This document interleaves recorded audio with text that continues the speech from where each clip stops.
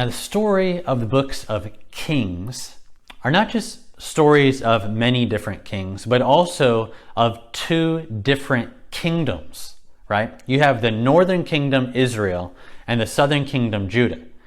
The northern kingdom, its first king is Jeroboam. That's what we've been paying attention to in 1 Kings 12 through 14. We've seen him set up the golden calves, lead the people in false worship, and what we saw and what we heard is God speaking to Jeroboam at the very beginning of the northern kingdom and telling him, your dynasty is going to be completely wiped out. I'm going to destroy everyone in your family. But not just will Jeroboam's line be wiped out and exterminated, God also says to the very first king of the northern kingdom, because of your sins and because of the direction of this people is headed for exile. It's already guaranteed by the word of the Lord that the northern kingdom is going to be destroyed, carried outside of the promised land because of their rebellion, because they are adopting the practices of those who were in the land before them. God told them this way before they ever came into the land, that the land is vomiting out its current inhabitants because of their sins. And if you get in that land and do the same things, the land is going to vomit you out one day too. God guarantees it's going to happen to the northern kingdom. But remember, the books of Kings are not just stories of individual kings, they're also stories of kingdoms. The northern kingdom and the southern kingdom. And if you want to be able to read this, and I hope you will, because I love the books of Kings, it's not reading that a lot of Christians, I think, have done a lot. If you're new to the Bible, it might be a little challenging to you, but if you'll stick with it, the books of Kings have some of the most interesting stories and narratives in the Bible. But part of the issue, I think, of why we struggle to read the books of Kings, especially if you try this on your own, that the thing that's going to be hard for you is to keep track of where you are.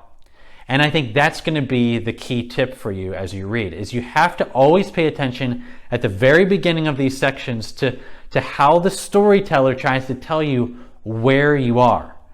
So for example, we just found out that the northern kingdom is horrible and is headed for destruction. And then that raises the question, what's going on down south? Remember who the southern king is? The first son of Solomon to sit on the throne is Rehoboam. I wonder what's going on down there. The northern kingdom's destined for destruction. What about the southern kingdom? And this is the way the books of Kings works. It tells you the story of maybe what's happening in the north, and then the author's going to stop and take you back down south, maybe go back a little bit in time and walk you through what's going down in the south so that you can compare the two. So for example, look at 1 Kings chapter 14. We're not going to be able to go through everything in Kings, but I want you to see this up front in case you want to read through the books on your own.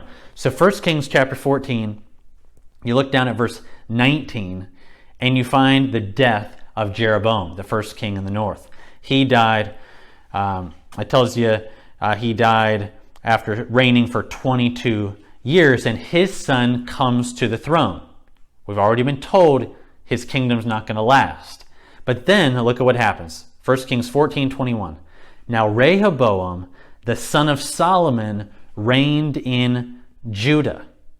All right, so now you have been moved from the northern kingdom down to the southern kingdom, and we want to see the condition of the southern kingdom. Maybe, we hope it's better. I mean, this is the son of Solomon, the grandson of David. Hopefully they're not following right in the ways of Jeroboam. But look at 1 Kings 14:22. And Judah, the south, did what was evil in the sight of the Lord. And they provoked God to jealousy with their sins that they committed more than all that their fathers had done. For they also built for themselves high places and pillars and Asherim on every high hill and under every green tree. And there were also male cult prostitutes in the land. They did according to all the abominations of the nations that the Lord drove out before the people of Israel. And you see what happened? You hear the story of the north and you think it's horrible up here. There's no hope up here.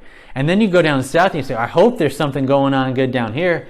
And the very first thing the author tells you is that under the reign of Rehoboam, the son of Solomon, the grandson of David, things were exactly the same as they were in the northern kingdom under Jeroboam. And what did we just hear about the north?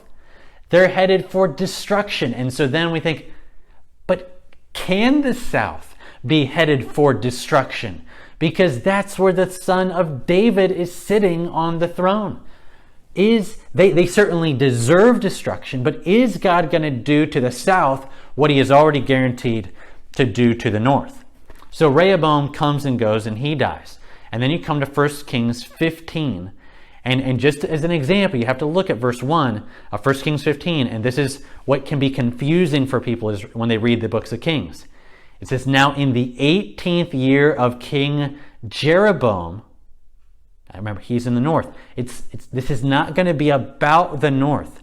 It's trying to tell you when it's happening in the south.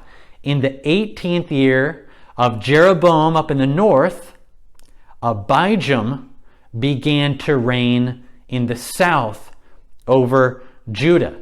This would be like the son of Rehoboam. You're tracking the Davidic line. And it's saying, here's what happened with the next southern kingdom, or the next southern king.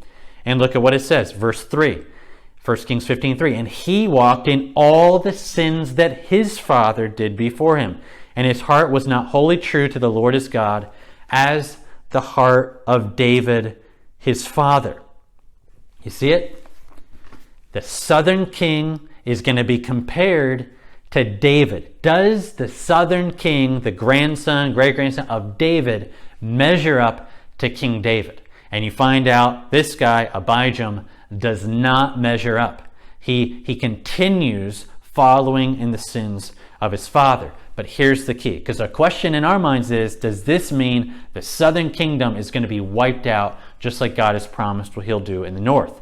1 Kings 15:4, nevertheless, for David's sake, the Lord his God gave him a lamp in Jerusalem, setting up his son after him and establishing Jerusalem.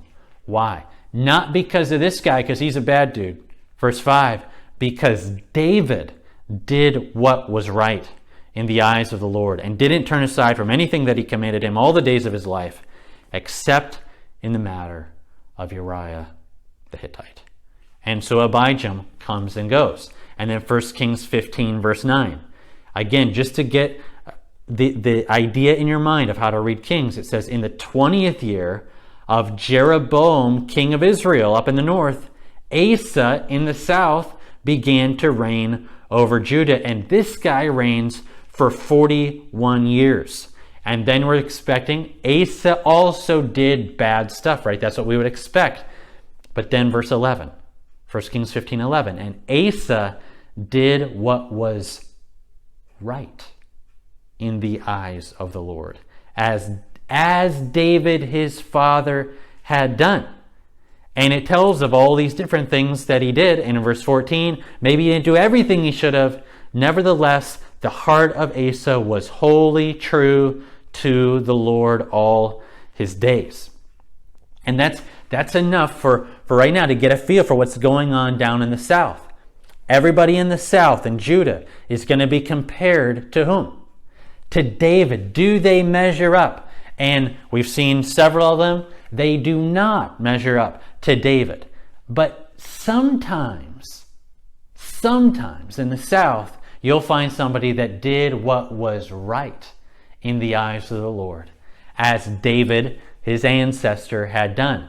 But no matter whether they're doing right or wrong, for the sake of David, God keeps the lamp burning in the southern kingdom in Judah. He keeps putting one son of David after another on the throne, not because of what they're doing, but because of his covenant, because of his promises that he made to David to keep a son of David on the throne. And then we think, all right, that's a lot of the south. And then you think, what's happening up in the north? Because we've got God's guarantee of destruction hanging over the north. When's that going to happen? And you'll find as you keep reading that the author's going to take you from the south back up to the north. And if you keep that tip in mind of always paying attention to where you are and when the changes happen, you'll be able to read the Kings, hopefully learn to love it like I do.